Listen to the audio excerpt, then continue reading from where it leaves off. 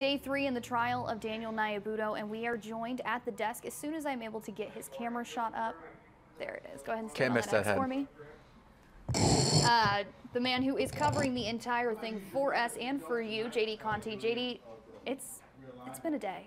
It's been quite a day. It's been quite 3 days, just all week this trial. We're expecting 20 witnesses in this trial, and we've gotten through, I think, 7 or 8 of them.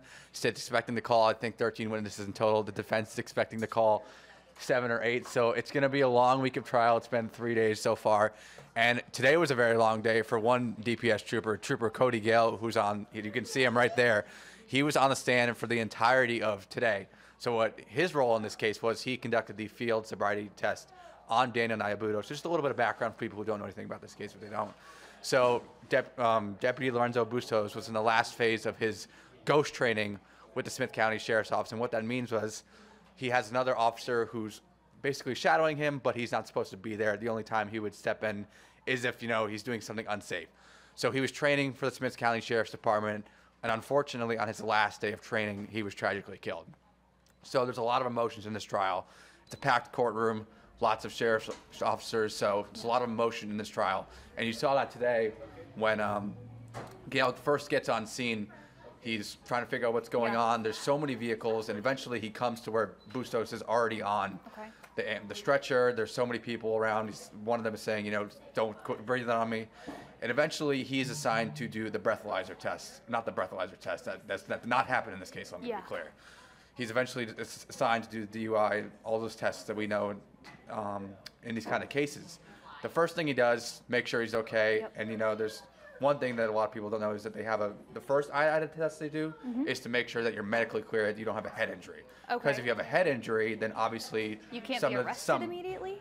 It's sometimes it's that, but sometimes it's also if you have a concussion, you're not going to be able to balance. Exactly. When I had a concussion in high school when I played football, I couldn't stand up like this. So what they're saying is they wanted to make sure that he was actually intoxicated and not just concussed from the accident that led to Lieutenant Bustos' death.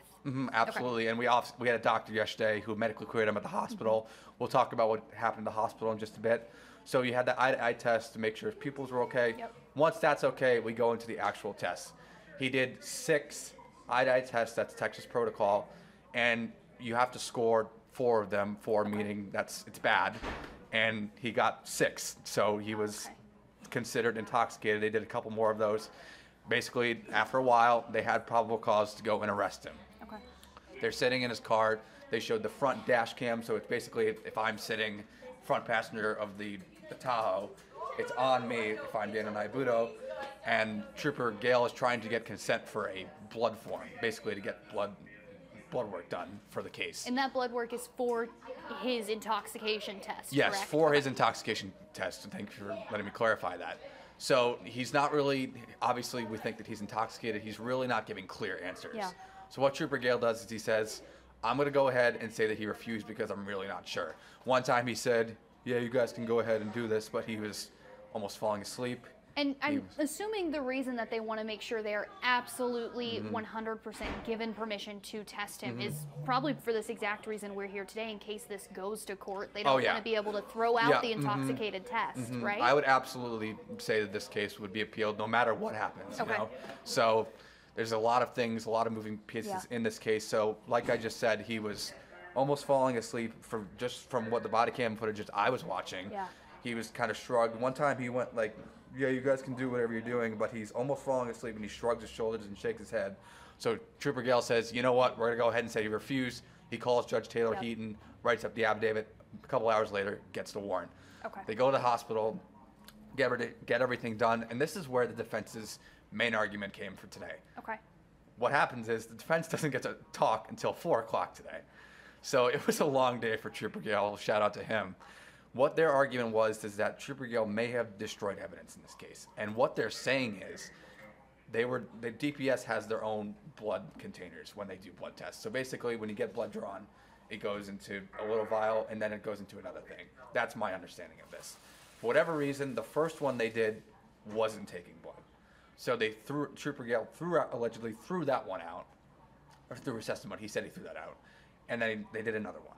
And it worked out fine, sent off to the lab and everything. But the defense is saying that because he threw that out, he might have destroyed evidence. Okay. So prosecution saying, wouldn't it have said had the same thing in it? We don't know. It's day 3 of this trial, so we'll see how these things play out. So a lot of moving pieces. Yeah. It's been a long week. Absolutely. Now, like we said yesterday, Nyabuto's demeanor throughout the first and second day have been relatively calm, relatively collected.